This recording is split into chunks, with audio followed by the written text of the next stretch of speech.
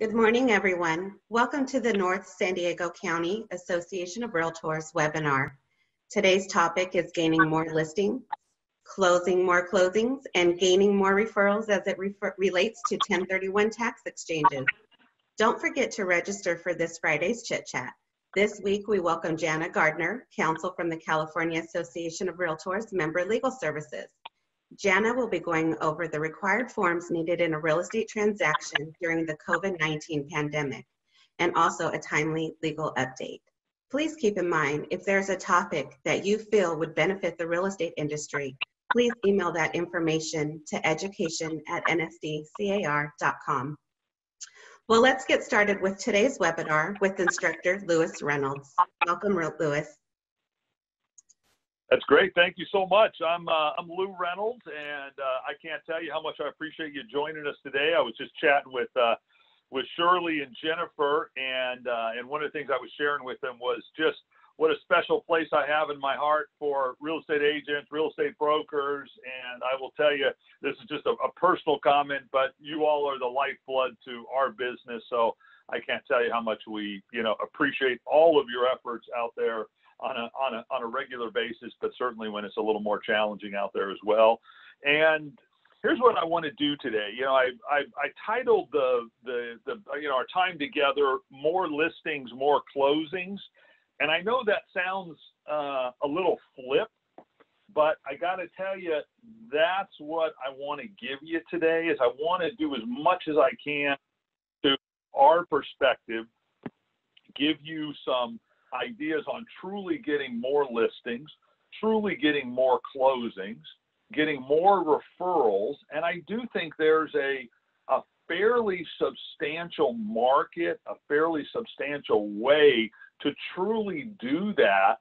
And as meaningful and as large as I think the markets are out there that I'm going to talk about today, I think from your perspective as an agent, as a broker, as a real estate professional, it's actually not that difficult. So I want to give you some kind of simple ways to do that today. So that's where the title comes from. More listings, more closing. Grab a cup of coffee.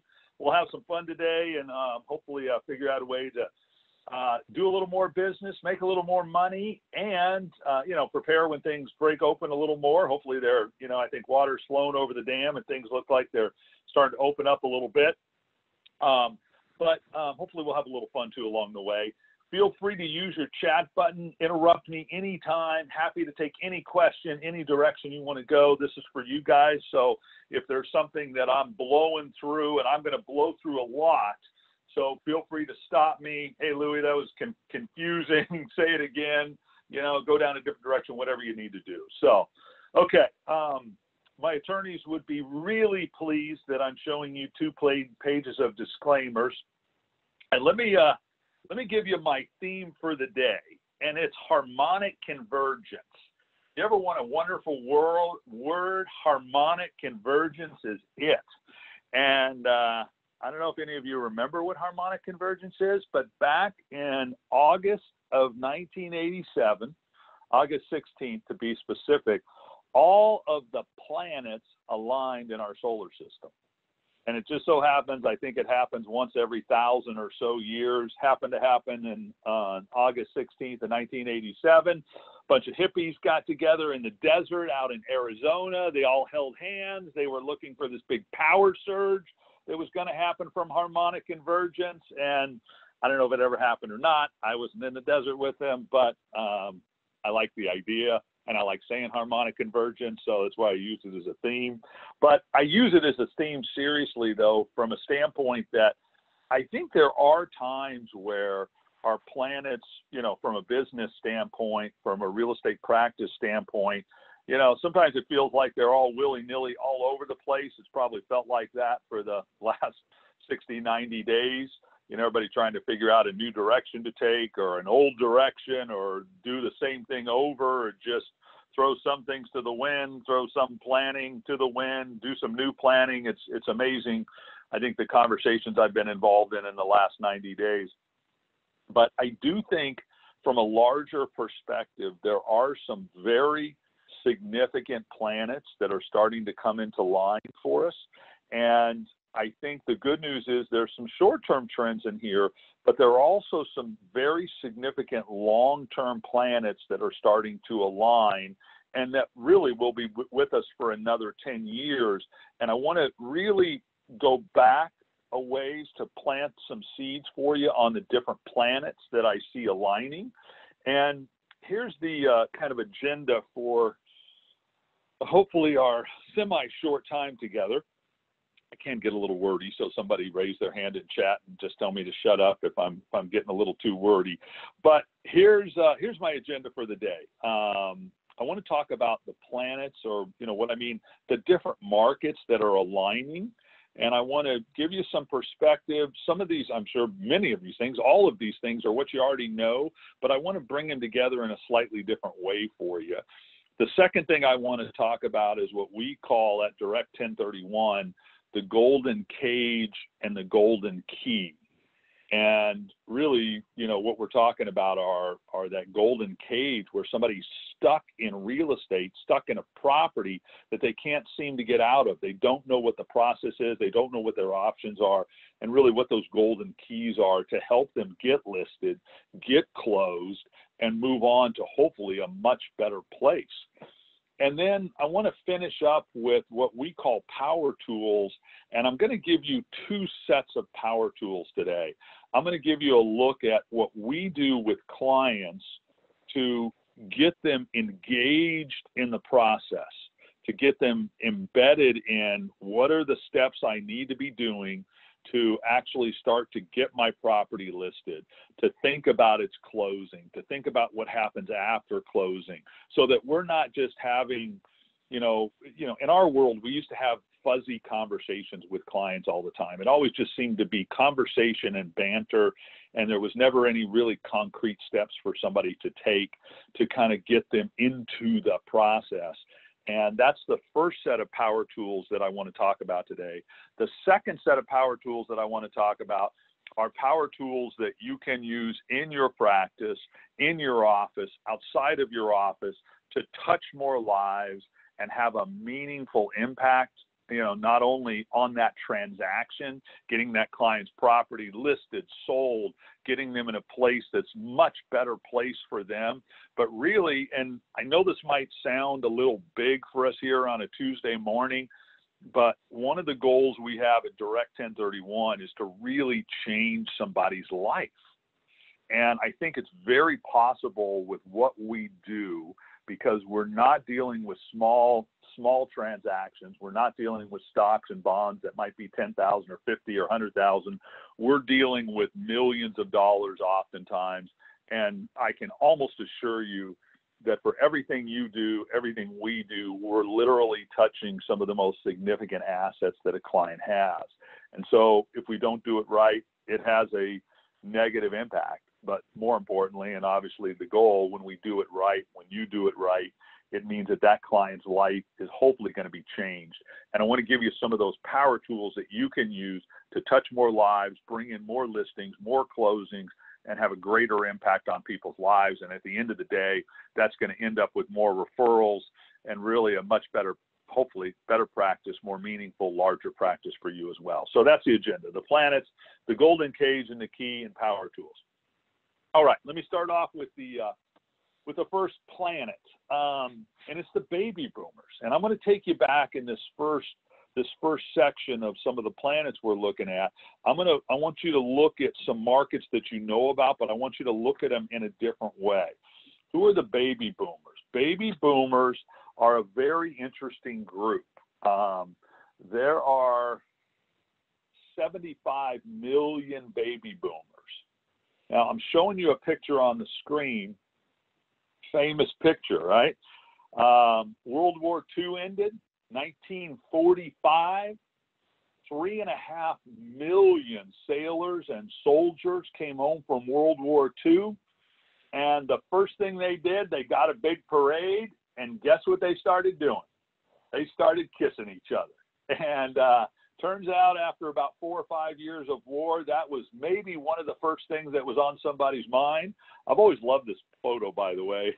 And for those of you who don't know, this famous photo from World War II is a statue in the harbor of San Diego down by the Midway. So if you get a chance, you're walking by, that iconic photo of a sailor kissing a woman is down there in the harbor. And a couple things I want to give you on this. Pardon me, I'm going to digress for 1 second. But a little trivia about the photo: the sailor did not know the woman, and but boy, you look at that kiss, woo, passionate. And one of the things that always cracks me up about this photo is if you look on the left side of the photo, there's a sailor dressed in white on the left side of the photo. He's looking over and he's got this smile on his face like, hey, look what that guy's doing. And the other thing that cracks me up about the photo is if you look on the right-hand side, there's an elderly lady. She looks like she's 75 years old, and she's looking over thinking, man, I hope some sailor grabs me and gives me one of those kisses. Here's the reason I bring it up, though, is that we got home from World War II, and it turns out he wasn't the only guy kissing somebody, because for the next 20 years, we produced 75 million children. It's the largest generation that's ever been produced in the United States. It was twice the size of the previous generation. So it's the largest generation we've ever had. Those individuals today are 55 years old to 75 years old. So this photo is not of the baby boomers. This is how they were produced, right? They were not World War II, they were not a World War II generation. So keep that in mind. 75 million children, they're currently 55 to 75 years old. I want to go back one generation, though. Before the baby boomers came in, there was this generation called the silent generation. And they were 20 years previous to the baby boomers, from 1925 to 1945. A couple of facts about this generation. They were born, like I said, starting in 1920, which means the vast majority of them were teenagers during World War II. So this generation, only if you were at the very front of it did you have the potential to actually serve in World War II. But here's what I can absolutely guarantee you, is that these individuals grew up knowing the Great Depression, because the Great Depression kicked in about halfway through this generation. So even though they were young, they knew it well, and they knew the difficulties and the sufferings that their families and parents went through.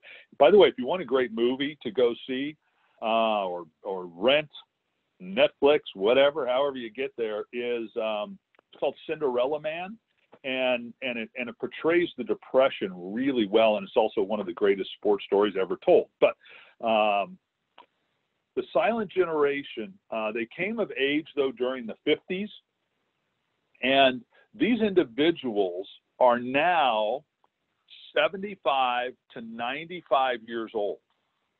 They're 75 to 95 years old. We've lost a lot of this generation just through natural attrition and death, but there's 25 million individuals between 75 and 95. Let me give you kind of one just quick example, and I like it just because it makes my little heart go pitter-patter. John Glenn, probably a lot of you have forgotten who he was. He was a classic silent generation member, born in 1921, right at the beginning of the silent generation. And he was the first American to orbit the Earth at age 41. He became a senator and was just a stalwart member of kind of that silent generation. And not only was he the oldest member, or the oldest citizen of the United States to orbit the Earth, but he happened to be the oldest as well as the youngest. When he was 77 years old, he got back into the space shuttle and orbited the Earth. And a lot of press and we're kind of all over him because he was, they were kind of making fun of him that he was old. It was a publicity stunt, all this kind of stuff. And he finally got perturbed with the press. And somebody said, "Aren't you a little old to be going into space?" And he said, "Hey, son, just because I'm 77 years old doesn't mean I don't have any dreams." And I always liked that. And so the reason I kind of give you a lot of this background And I'm gonna take it to a spot that's a real, our market. And when I say our market, I mean, you know, there's really two markets that you have in the residential, at least, real estate world, right? You have those who own their home and those who own investment property. They own a home and they're renting it out. They own a condo and they're renting it out. They own a retail shopping center and they're renting it out. They own an apartment complex, right? Well, the silent generation and the baby boom generation are 100 million people strong. 100 million people strong. 2/3 of every person born over that's currently over 65 years old is alive today. And most of this 100 million are either retired or they're moving into retirement. So what does that mean for you and I in the real estate world? Let me give you some facts about the real estate world. Some of these I know you know either from the work you're doing or some of the background and research that you've done on your own. But if you look at owners of investment property, and keep in mind that 35% of every residential dwelling, apartment, condo, house, is being rented. So it is literally 1/3 of our market out there. 2/3 of individuals are living in the home that they own or are trying to own, and the other third living in a rental. The average age of investment owners is 67, and 67%. So 2/3 of every rental property is owned by somebody who's over 65 years old. And if you drop that number down to 55, which is where the baby boomers start, that number goes up to 83%. So 83% of all rentals are owned by somebody who's in that baby boom or that silent generation, that 100 million plus generation. And if you look at that, you say, man, that's our market. And it's kind of why I start there, because I think it's important for a lot of us on this call. I mean, I'm 55, so I was born, and I'm going to give you my birthday, so if you want to send me a birthday present, that'd be great. I was born December 29th, 1964. So I'm a baby boomer by 2 days. And so I'm barely in this generation. But I know a lot on this call are 45, 35, 25. And so we've got all ages, but it's really important for you to know where the center point, where the bullseye is for the investment property owner. Because I got to tell you, a gentleman, a lady who's 75 years old, they probably think very differently than you might at age 35. That's a big 40-year gap in terms of how minds approach things. When you grow up in the Depression, you grow up knowing World War II, et cetera. The majority of property owners are married. The majority of property owners are actually married to their first spouse. It's about 89% are married to their first spouse, which is pretty amazing. But here's what I want you to know. Here's a typical couple, right? Nanny and Poppy. They've got kids. They've got grandkids. Here's the challenge, though. Nanny and Poppy have very different ideas. They own their house. It's paid for. They own an Oldsmobile that's sitting out in the driveway. It's the same house they raised their kids in for 40 years. It's probably 2.5, 3 bedrooms, or 3 bedrooms, 2.5 baths.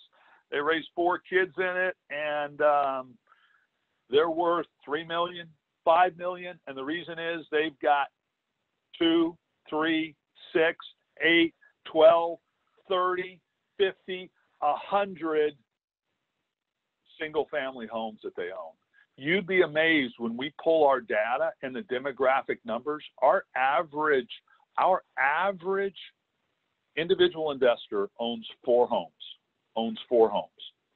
And the reason I bring it up is, think about what that means from a listing standpoint. When somebody makes the transition and they move from, I want to retire from running my real estate, and how do I do that? They're not listing 1 home with you, they're listing 4. It's very common. I just finished up an investor today. They don't have big homes, but they had 3 of them. We just finished up their second of 3 homes that they're selling and doing a 1031 with today. And so the great thing about this market is it doubles and triples and more your potential for listings from the same individual. Okay, let me talk about what they want. Here's what Nanny's idea is. Nanny wants to be sitting on the floor with her grandkids. That's her idea of the greatest day ever, right? Here's the challenge. Nanny lives here in California. Her kids live in Austin. Her kids live in, South Carolina. Her kids live in Seattle. She didn't get to see the grandkids as much as she would like. And that is her dream. That's what she wants to be spending time with. I have my first grandchild that's about 5 months old. And I got to tell you, when I look over at my wife and she's sitting there with my, new grandchild, greatest thing ever, there's nothing better. In fact, I can tell you when I look at my wife, there's nothing in the world going on other than holding her grandchild, right? And it's one of those ideas. Why are grandparents and grandchildren such good friends? And the answer is they've got a common enemy. Pardon the humor. But the reason I throw that out is that draw is so strong and so powerful that that's what she wants to be doing. Obviously, there's a whole host of other things that she wants to be doing as well. But I got to tell you, that's the main one that comes up on every survey and almost in every conversation. So Nanny wants to be sitting on the floor with her grandkids. Guess what Pop wants to be doing? He's frustrated because over at his duplex, the little awning up there on the window, the little trellis, the ivy's supposed to grow up on it. Well, that's kind of leaning. Somebody knocked it over. I've got to go up and screw it back in. And you know what? I'm not paying $300 for some handyman to come in and put a couple of nails into my trellis to put it back up. I can get up there. I'll do it myself. Here's the problem. Pop's 78 years old. And he's still climbing up a ladder 15 feet into the air, life-threatening moment. And so he can put a couple of nails in because he doesn't want to pay $200 to send a handyman over there. It's also why he just changed the toilet. It's also why he's collecting the rents. It's what he's done for 30 years. And he's done it incredibly well. And he's built an amazing little portfolio for himself of almost a kingdom of real estate. Now, he doesn't feel wealthy. He's still doing all the work himself. He'll show up at a meeting with a T-shirt and jeans, and he'll show up at that. I got to tell you, 5% of the meetings I do, Pop walks in and puts a handgun on the table. And I ask him, the first it used to make me a little nervous. I'm thinking, I hope this meeting goes well. You just put a handgun on the table. You know why Pop put a handgun on the table? Because it's rent day, and he's collecting rents. And he's doing it literally door to door in his 4-unit, his 8-unit apartment complex, or his 3 houses that he owns. But that's Pop's idea. All right, let's look at the rental market real quick. 95% of the rental market is owned by individuals. And it's owned by the guy you see on the right. He's 75 years old, he's 78 years old, and he's doing a lot of the work himself. 1 in 8 California properties, excuse me, I said that wrong. 1 in 8 Californians, 1 in 8 Californians, that's about 12% own rental property. And 30% of rental property has been owned for more than 30 years. That's part of that golden cage, right? The guy on the right, Jim, he bought this property when he was 48 years old, and he's now 78 years old. It's now 30 years down the road, and he would really like to retire from running his real estate. But here's the problem. And this is the second thing I want to talk about. So let me take a breath there before I jump into kind of area number 2 and outline some of the problems and get a little more specific for you. And I'm going to get a little weedy here. So I hope, if you have questions, issues, and I have a tendency to move too quickly, so feel free to stop me with the chat at any time. Here's the problem. This is the second thing we want to talk about today, and that's what we call the golden cage, right? Real estate, and I got to tell you, I've spent 35 years in the capital markets, 35 years in the capital markets, a lot of stocks, a lot of bonds, a lot of real estate. It's where I cut my early teeth. Last 20 years has been real estate only, but I spent a lot of time with a lot of different investments. I will tell you, you all on this phone call have chosen the right category. Real estate is the greatest investment known to man. And I don't say that because I'm a real estate guy. I don't say that with hyperbole. I say that because it's accurate. And the reason I say that it's accurate is that at its core, real estate has this wonderful idea that it rose and grows as an investment, meaning that not only does it generate income every month for you, hopefully, right, and hopefully positive cash flow, but it's actually growing over time. So it's a wonderful investment, right? Is gold a good investment? I don't know if gold's a good investment or not, but here's what I know about gold. Doesn't pay any income while you own it, so you darn well better hope it goes up in value. You know, are stocks good investments? Sure. Some of those stocks pay a dividend, but a lot of them don't, and a lot of them pay a pretty small dividend. But there's one big driving issue that I think it's critical that we never forget this idea about real estate, and especially real estate in the United States, is that from an investment standpoint, it is the most tax-advantaged investment we have available to us in the United States. Why do I say that? The first reason I say that is because of depreciation. All right? Okay, great. You're getting a little taxi on me, Lou. What's this depreciation, right? We all know depreciation. If you've owned investment property, it's that funny thing you put on your tax return on your Schedule E, and it's depreciation. But the reason we all put it on our tax return, it lowers the amount of taxes we have to pay. It shelters some of the income that we get from our investment property. It's a wonderful thing. Only the United States has depreciation as a non-funded taxable expense. It's a great way to earn income with real estate, but to also shelter it from taxes. The other great tax law we have in the United States is the 1031 tax law, right? That says if you sell an investment property, as long as you go out and buy another, you don't pay any taxes. We'll wipe out all that depreciation that you had. We'll wipe out all that, all those gains that you've had, both state, federal. Literally, if you do it right, you can wipe out 100% of the taxation. If I were to give you one thing today to zero in on, it's taxation. It's the number one issue that people come to us with. I don't want to sell my property. I don't want to list my property. I guess I'm going to have to keep it because I'm surely not paying taxes on this thing, right? But the 1031 is a great way to get rid of that taxation. So we've got depreciation, we've got 1031s. The other amazing tax scenario with real estate is that when an owner of investment property dies with investment property, the government steps up the cost basis to the value when Nanny and Pop pass away. What that means is you wipe out all that depreciation recapture, all of that taxation, capital gains, Obama tax, all of it goes away, and the children get that property tax-free. And I guarantee you, they're going to go to Pop's funeral, and they're going to say wonderful things about him. We call that the full cycle of investment property, by the way. So what does all this mean? What does all this have to do with the problem? The problem is that your clients, folks that you're talking to, they don't know they've got options.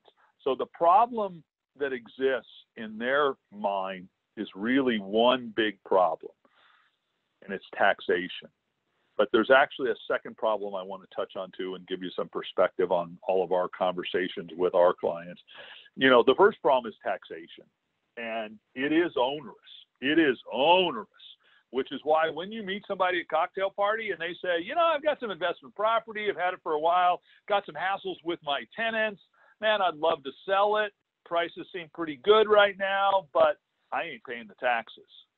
You know what? They're dead on right. Those taxes are ugly. Let me tell you what they look like. The federal capital gains rate when you sell an investment property is 20%. Yeah, not too bad, 20%. However, remember that wonderful thing we were talking about called depreciation, right? The ability to shelter the income from taxation on real estate. The problem is when you sell a property, you've got to repay that tax, and it's called depreciation recapture. I don't know about recapture. That's like an ugly term, but man, that's what the IRS uses, depreciation recapture. And they actually tax you at 25%, not just 20% for depreciation recapture. The third tax that comes up is the state tax here in California. I think just about everybody on this call is in California. I'm in San Diego, so we're here in California as well. Here's what's happening with the California state taxes, though. When you sell an investment property in the state of California, the state of California does not have a special capital gains rate like the federal government does. And so what the state of California does is they take all of your gains, all of your depreciation recapture, and they add it to your income. And then they charge you the highest marginal tax rate as if you earned income, not necessarily the gain from selling a property. So if you make more than $1 million in the state of California, you're going to pay 13.3% taxation on those additional dollars. $1 million sounds like a lot. I think a lot of us on this call aren't making $1 million a year. But I got to tell you, you sell one $500,000 condo, you sell one $750,000 piece of property, you sell a duplex or an apartment complex for $1 million, $1.5 million, $2 million. I've got 2 proposals on my desk today, one for $3.4 million, one for $6.1 million. They're 16-unit apartment complexes. I guarantee you that those folks are, going to be paying 13% just here in the state of California. And by the way, we still have the Obama tax on all investment property sales in addition to everything above it of 3.8%. So if you add all that up, what's it look like? How much are you going to be sending to the federal government, to the state government, when you sell your investment property and don't do a 1031? Pardon my cute video here, but I do like this video a lot because I got to tell you, every time I watch this video, I think of 2 things. One is this is the amount of money that I've got to pay to the government, state, federal, etc. But it also makes me wonder, what's the government doing with my money once they get it? So I always enjoy this video. Pardon me, it's my little goofy moment. So the problems, and let me give you one more problem before I give you some of the keys. One more problem that we face with investors being willing to list and sell their property is on the emotional side. And I can guarantee you, here's where the fight comes between Nanny and Poppy. Pop wants to, let me say it the other way. Nanny wants to sell the property and go spend time with her grandkids. Pop does not want to. He's been going to the same place for 30 years. It started to become a little bit of who he is emotionally. And he's very much worried about what his next phase will look like. And he's very worried about those taxes. He's very worried about control. And those are real issues. And so even though Pop is probably talking about things like taxation and other things, keep in mind that those emotional worries are very much there on his side, but they are oftentimes not there on Nanny's side. She's the one I can tell you, half the meetings we're doing where we're sitting down with Nanny and Pop, she's nudging him with her elbow saying, see, should have told you, we should have done this 20 years ago, right? And it's because she's ready to move on and do something bigger and better with her life than just go and fix a toilet and, collect rents and so forth. Okay, so what's the golden key from a tax standpoint? The golden key from a tax standpoint is a 1031 exchange. I'm sure most of you have completed 1031 exchanges on your own investment property that you've owned. You've done them for clients, and as I mentioned, it is one of the greatest tax advantages we have in the investment arena, and that when you sell an investment property, the government allows you to sell that, and as long as you do it within the right time frames and in the right way, it involves the deferral of all that taxation. It's an amazing thing. 1031s now are almost exclusively focused on real estate. By the way, just a little aside, but in the past, if you were a farmer, you could actually do a 1031 with a cow. So if you had a cow, you could sell a cow. And if you bought another cow, you could defer the gains that you got on that first cow. But as of 2017, 1031s apply almost exclusively to real estate. All right, let me give you a couple of things to keep in mind. And I give you these because not only are they important to a 1031, but they also really drive the process. And when I say that, I mean these issues are going to create worries and problems for your clients. And when there are great solutions to these issues and problems, it makes their life easy peasy. And I got to tell you, the real estate world, the transactional world, there's a lot of complexity. There's a lot of things to sign, a lot of paperwork, a lot of contracts. It's overwhelming to clients who don't do it a lot. And so the easier we can make it for them, the better their life will go. And let me give you a couple of those things that are critical to know. The first is like-kind investments. Don't get hung up on this. All that means is if they sell investment property, they need to buy investment property. So if they sell a condo, they can buy raw land. If they sell raw land, they can buy a duplex. If they sell a duplex, they can buy an apartment complex. They can buy a retail shopping center. All that like-kind means is it needs to be investment property to investment property, which in our world, that means basically anything and everything. Okay, here's some of the rules for the 1031 exchange. First is that your client, when they close escrow on what you listed for them and they sell that rental house, they sell that apartment complex, they have 45 days to identify what they're going to buy. This is problematic. 45 days is nothing. And if they are past that 45 days after closing escrow, they've disqualified themselves from doing a 1031. They're paying the taxes. Go back to that Spanky video, man. That's what they're going to be doing. So they have 45 days to identify what they're going to buy, and they have 180 days to actually close on what they identified. And that's 180 days from the close of escrow.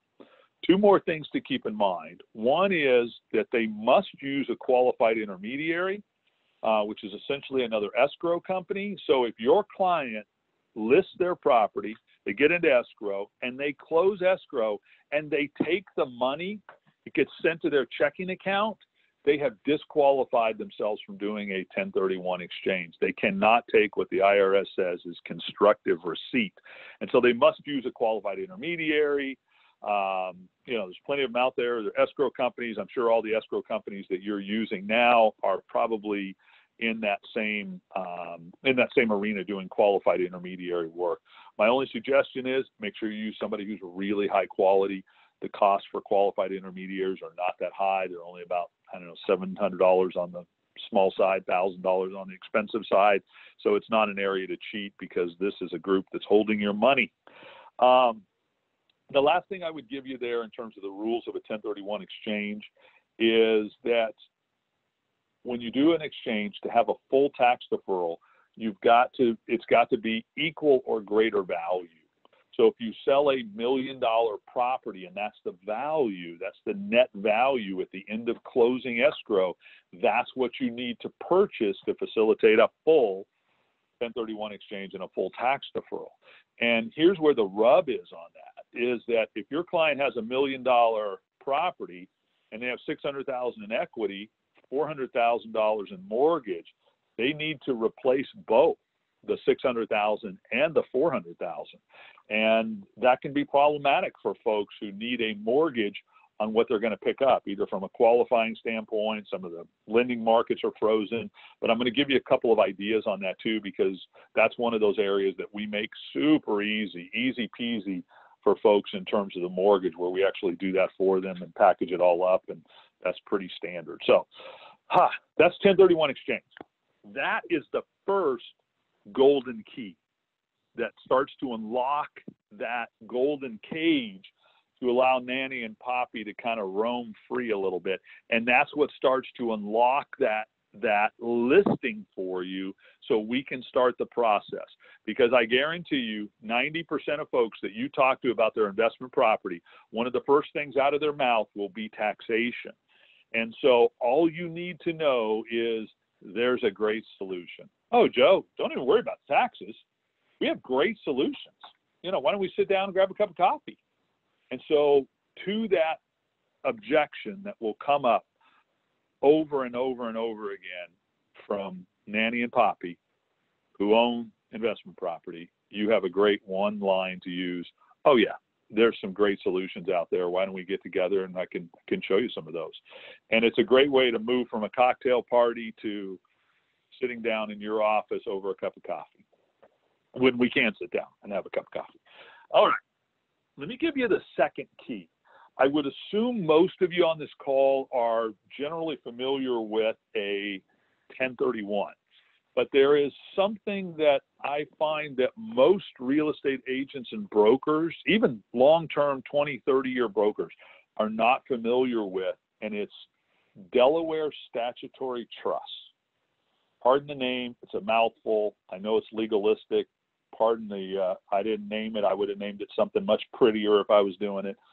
But Delaware Statutory Trust, or DSTs, is a way to structure 1031s. And what a DST is it's a fund for investing in commercial real estate, and it qualifies for 1031 exchange treatment. And there's some huge advantages with Delaware Statutory Trust. There are also some disadvantages too. Let me give you some of those highlights of what a DST can do for you. DSTs have been around for 20, 30 years. They've really been used in the last 12 or 13 years, really coming out of the 08, 09 kind of real estate debacle. They have really become the preferred vehicle to do a 1031 exchange because of the advantages they bring to the table. And so keep in mind, they're an investment pool that's going to go out and buy real estate that qualifies for a 1031, that makes it real easy for your client to list their property, get it sold, and know where they are going to go. And the minimum investments will generally run about $25 or $50 or $100,000 in the industry, and which is incredibly low. And the reason I throw those out is that what's very common is for your client to sell their property and, pick a number, $500,000. They can actually buy multiple DSTs after selling just one property. And it's a great way for them to diversify. Diversification is, I don't care what industry you're in, it's still one of the best ways to drive down risk. They have no tenant liability or responsibility. So when Pop was getting those calls at 10 o'clock at night, at 7 o'clock in the morning, that there's a flood going on, somebody's toilet's broken, Billy didn't pay his rent, all of those issues and hassles go away because they have no tenants, no responsibilities. They have tenants, but they don't have responsibilities to deal with those tenants. Everything is done for them. If there is a mortgage on the DST, it is a non-recourse mortgage that they don't have to qualify for. And it gets back to that issue with 1031s, is that you have to do a full replacement. But they also continue their 1031 eligibility. So at the end of our program, which will generally run around 5 to 7 years, we will sell the property on our side, and then your client is back in that same 1031 game. They can take the money in cash, pay the taxes. They can go buy another property. or they can do another DST, whatever suits their purposes at that point. They get their income, it's paid monthly, arrives on the 10th of the month, automatically deposited to their checking account. So if they're seeing grandkids in South Carolina, no big deal. And I think the biggest issue goes back to that 45-day identification period, meaning that your clients have 45 days after the close of escrow to identify what they're going to buy. In the DST world, those DSTs, those properties have already been purchased. They're already under control. They're already wrapped in a DST. They already have the mortgage attached. So once your client closes escrow on their investment property, 5 days later, they can own the DST. And what that means is they don't have to worry about their 45-day period. They don't have to worry about their 180-day period. The other thing that they don't have to worry about is their income. For retired people, a lot of their income is coming from their investment property. I can tell you, Pop is worried about that, because if he sells his investment property and it takes him 90 days to buy another property to continue generating income, that's a long time to go while you're sitting in cash, while you're sitting with the accommodator, with the qualified intermediary where your money's not invested in real estate. And so knowing that you can invest very quickly into that replacement property is one of the keys for Delaware Statutory Trust. Let me give you an example. This is a program we put to bed, about 3 months ago. It's an apartment complex that we purchased right outside of D.C. and in Washington, D.C., that is. We paid about $93 million for it. We had about $40 million in equity, which means we had about a $50 million mortgage on it. And, pays clients about 5.5% a year. It comes out monthly. And that's very typical DST for us. And that's what you'll find in the industry, in the DST industry. A lot of apartments, about 65% of DSTs will be apartments. The others will be medical office buildings, commercial office buildings, retail, shopping centers, although I got to tell you, retail, I wouldn't touch a retail shopping center to save my life at this point. And the clients can mix and match. And one of the things that we like to talk to clients about is literally moving from the captain of one ship to being a commodore of many ships. And so they can really start to have some fun with multiple properties that they own around the country. And here's what I want to tell you about DSTs. You're not going to believe me. That's okay. When you have clients who go through the process and they get their first check, I think you'll finally start to believe. But here's what I want to tell you. There's 3 goals that our industry has as it relates to somebody selling investment property: to eliminate all their taxation, to increase their income, oftentimes doubling it, and then to eliminating all the tenant headache, hands-free management. And for Pop and Nanny, it's also something that they don't believe. Are you telling me I can eliminate all my taxes? Are you telling me that I literally can double my income? That's crazy. And by the way, I might be able to eliminate the taxation on all my income for the next 5, 6, 7 years. And I never get another call from a tenant. Sounds too good to be true, right? That's what the DST world brings to the table. Now, there are issues, problems, risks, all those things. I've got 2-page disclosures at the front of the presentation, but I want to let you know that it's a powerful tool to put in your arrow. No, I said that wrong. It's a powerful arrow to put in your quiver, right? It's the arrow that goes in the back, the little pouch thing when you're in India and you pull it out and shoot somebody. You need as many arrows in your quiver as you can get. One of those arrows is, how do we unlock that golden cage, and what kind of golden keys are available? And the nice thing is, you don't have to worry about any of the details. It's just, oh yeah, we've got great solutions for you, Mrs. Johnson. We've got great solutions for you, Mr. Johnson. And why don't we sit down? We can give you a few ideas, and see if it, we might find something that fits for you. And so that's the golden key and the golden cage. And like I said, any issues, questions, I kind of blew through that pretty quickly. And I'm going to check my time right now. We're at 10:52. I'm going to be closing up here in about 10 minutes. So I'm going to whip through some power tools, but I want you to, I'm going to break this into two sections, as I mentioned. The first set of power tools are what can be done for the client. And when I say power tools, this is, and the reason I use the diagram of the tractor is that these power tools allow you and allow us to do some heavy lifting for your clients so they can really get a good sense of what they have. Okay, first set of power tools, there's three of them I want to touch on. We call it PTTO, and this is the analysis that we believe needs to be done for a client before they start making any decisions. The first is property, the second is tax, the third is trust, right? What their trust structure looks like. Do they own it in an LLC? Do they own it in tenant in commons? Do they own it in a living trust? How do they own their property? How is it titled?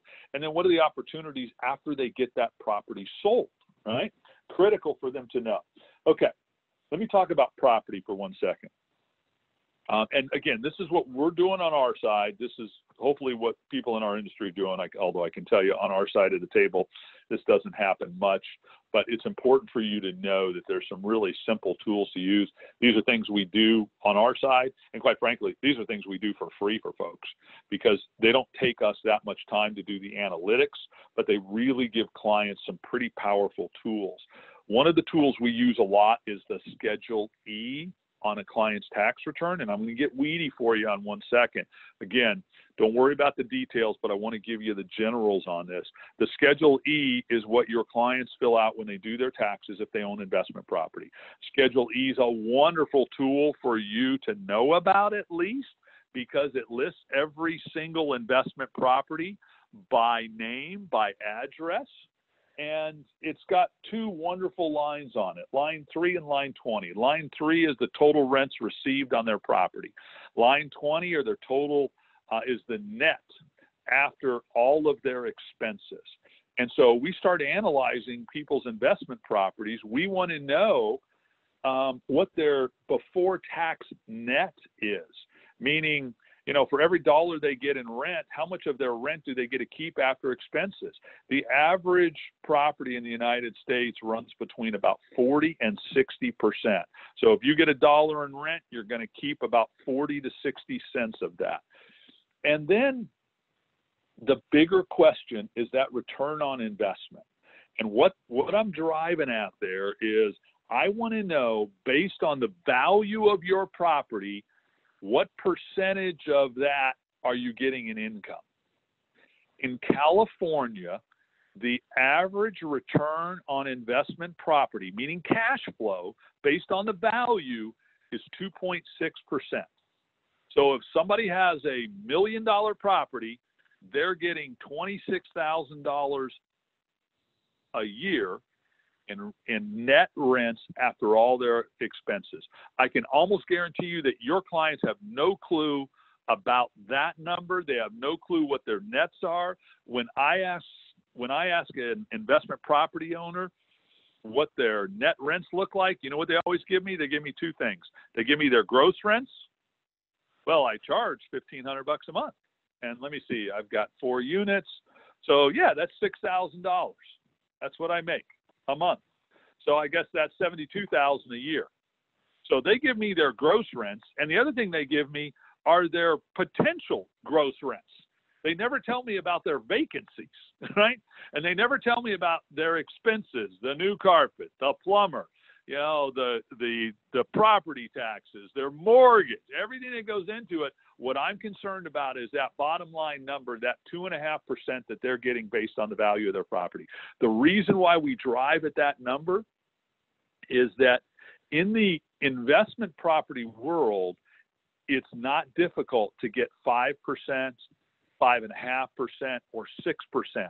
That goes back to that idea of this crazy idea that somebody literally can sell an investment property that they have today, not pay any taxes, and double their income, because if they go from 2.5% to 5%, it's going to double their income, and also have new depreciation to use to cover a lot of that 5.5%. All right, let me talk to you about the second tool we use, and it's the tax analysis. And that's that we take their existing property, we look at the taxes they will have to pay if they sell and they don't do a 1031 exchange. And, example you've got in front of you, $1 million in current property value, $200,000 original purchase price, bought in 1990 here in California. This is what the taxes look like. 160 in federal taxes, 122 in state taxes, all the way down through depreciation, Obama tax. Total taxes due, $340,000. The thing I find amazing about this, and by the way, this is the number why Pop does not want to list with you. He's thinking about $340,000 check that he's going to have to write to the IRS, and there's no way in heck he's going to be selling that property and writing a check to the federal government. Look at that number, though, $340,000. It's actually more than Pop paid for the property 30 years ago at $200,000. That's what's driving him absolutely nutty. All right, the third tool that we use a lot is on the mortgage replacement side. And just keep in mind that with Delaware statutory trust, very common throughout the industry, 80% of DSTs in the industry have a mortgage attached to them. And so it makes it very easy for your client when they sell their property, they pay off their existing mortgage on their current property. That mortgage is already in place on the new DST, and it qualifies for them to make sure that they can hopefully get a full tax deferral. And it's a loan that's currently in place. There's no qualifying for it. It's a non-recourse loan. Your client doesn't have to send in tax returns, etc. So it's very easy to do. So those are some of the tools. I just wanted to give you a kind of a quick overview of what we're doing with those tools. But here's what I want you to really focus on. And it's not the tools themselves. It's just I want you to know that the tools exist, because those are the tools that take a conversation from conversation to a meeting in your office. You met him at the golf course. You met him at a cocktail party. You met him at Thanksgiving last year because your Aunt Mary brought a friend of hers and she has an investment property that she's owned for 30 years. And all you need to know is that there's some great tools. And so it makes it really easy to say to somebody, you know what, I know you've got a great property, but there might be some things that you haven't looked at. We've got a lot of tools on our side. We'd love to sit down, grab a cup of coffee, and see if there's a way that we can help you retire from running your real estate and really kind of make your life hopefully a little better in just about every way. So those are the first set of power tools. Let me move to what I think might be more meaningful, maybe. And it's the power tools that are available for you to attack this market, right? You've got all these baby boomers, 100 million baby boomers and silent generation members, 12% of which own investment property.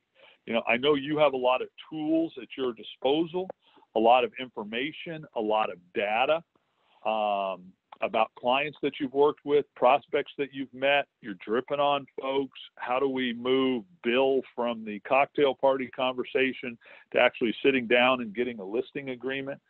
And I got to tell you, let me jump back into just one thing I've got to bring up. One of the things that I was initially early in my real estate year, always frustrated with was that one of the first conversations always seemed to start with, well, what do you charge? What's your cost? What's your commission? And those are critical issues. Don't get me wrong. But it seems like that's the only question a client knows how to ask, because they don't understand the value that we bring to the table. And I say we collectively, right? And so one of the things I really like about this market, about this process, is that there are meaningful conversations, meaningful tax analysis, meaningful property analysis, and now the conversation becomes about the right thing. Who cares if you're paying 1% or 3% or 6% if the federal and state and government is going to take 35% from you, right? And so it's critical to get the conversation onto the most meaningful topics possible, and that happens through what we call our power tools too. And we, like you, we pull databases from all over California. Our primary targets are San Diego and Orange County, just for some perspective for you. And what we do is we pull multiple databases and then do a lot of overlays with them, meaning that, you're pulling property information, you're pulling background and demographic information. It's how we know that a particular investor owns 6 properties, because we want to move, we start with the property level information, but we want to rise up to the analytics on what the property owner looks like. And it can be a little difficult because those are often owned in trusts and corporations and other areas that make it a little difficult to get to that individual owner.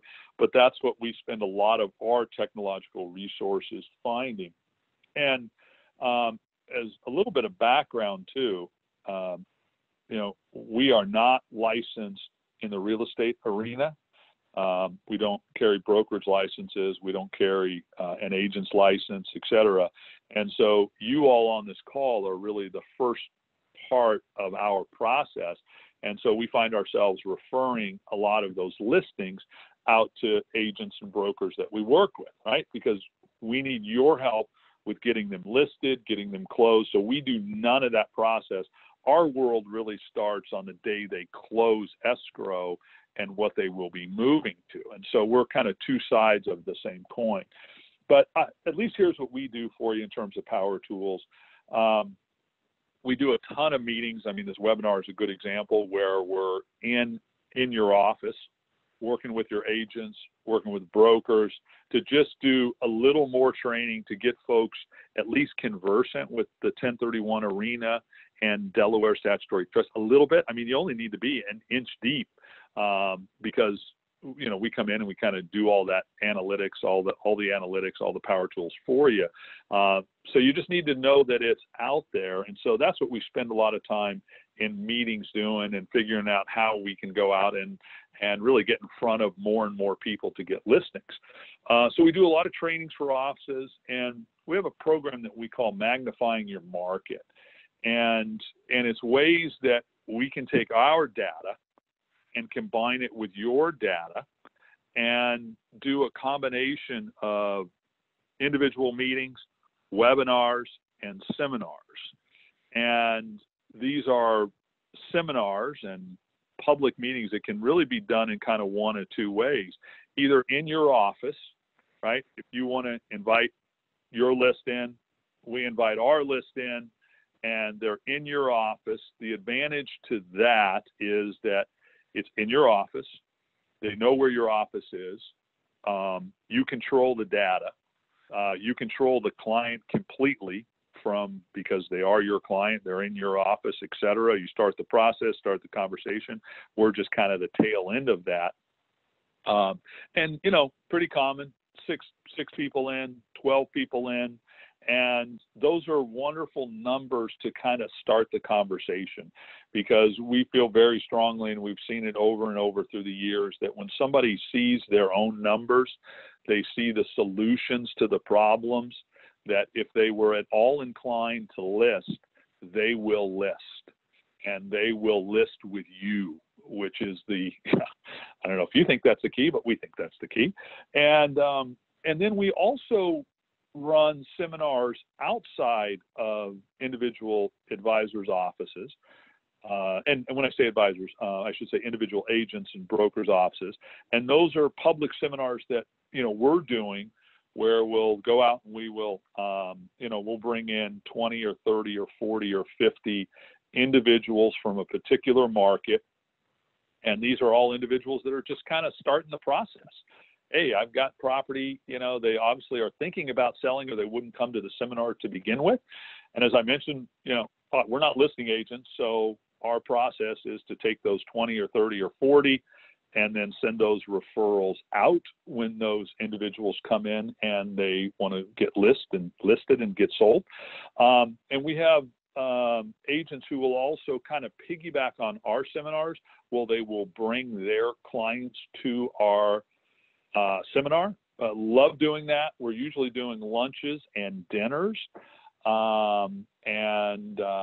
And those can really work well just to kind of keep the conversation going and to give those people a reason to say, okay, it's time to list. All right, let me finish up here. I think if you could tell, one of my major themes I wanted to give you today was just the idea that, you know, what's the second step to that conversation of, you know, I'd love to sell my rental. And every real estate agent says, well, why don't you? And your friend says, well, I'll get killed in taxes. And for most agents and brokers, that stops the conversation. And really the easy arrow to pull out of your quiver is, well, what if you could eliminate those and still get great income with no headaches? Oh yeah, that might change my decision. Well, yeah, let's sit down. Happy to give you some ideas. I know a guy who can really give you some help on that. So let me summarize. There's 100 million people that are looking to retire from running their real estate, and really it's about 12% of that 100 million number, because it's 12 million people in the United States that own investment property, and a lot of those are in California. California is the largest rental state in the country. And they really need a key to that golden cage that's kept them locked into their property. And I got to tell you, you're it. You're the first line of offense. You're the first line of defense. You're the first conversation that happens with those clients. And if it goes well, meaning 1 or 2 minutes where somebody can get some encouraging news that there are some fabulous solutions out there for them, they will probably move down the road. For those who don't get that good advice, they won't, and they'll own that property till they die. I'm working with a lady right now. She's 88 years old. She has macular degeneration. She's going blind. She's got a large apartment complex, and her, amazingly and sadly, her property manager, who lives in the property, is also going blind. And she said to me, well, I don't know, I'm frustrated. I've got to put a new roof on, but I just don't know what to do with this. I think I'm getting too old to run this property. I'm thinking, oh my gosh, lady, you're 88 years old, you're going blind, your property manager's blind, and you're telling me you're starting to think you might be needing to do something else? We can have a major impact on people's lives. When I say we, I mean all of us on this call. And the one thing I know is that you're the key and you've got the keys. So here's, if I would give you some personal next steps on it, any questions, any issues that come up, you know, call me. Happy to talk on the phone, talk through any things I slammed through and didn't articulate well. And, you know, email me. It's all on the phone. Get in touch with Shirley. Get in touch with Jennifer. They can certainly get in touch with us too. Happy to do anything we can for your offices, for your clients, and most importantly, our goal here today was to give you some additional ideas to get more listings and more closings, so that your only question is really, what beach am I going to be hanging out on to spend all this money? Let me stop. And I just want to say thank you. I appreciate Shirley. She is absolutely wonderful, and all the work that she and Jennifer do for your association, I know is incredibly appreciated by you all on this call. But it is certainly appreciated by me as well. But I wish you the best of luck. Have a great day. I certainly look forward to connecting down the road. Anything we can ever do for you, that's what we're here to do. Have a great day, folks.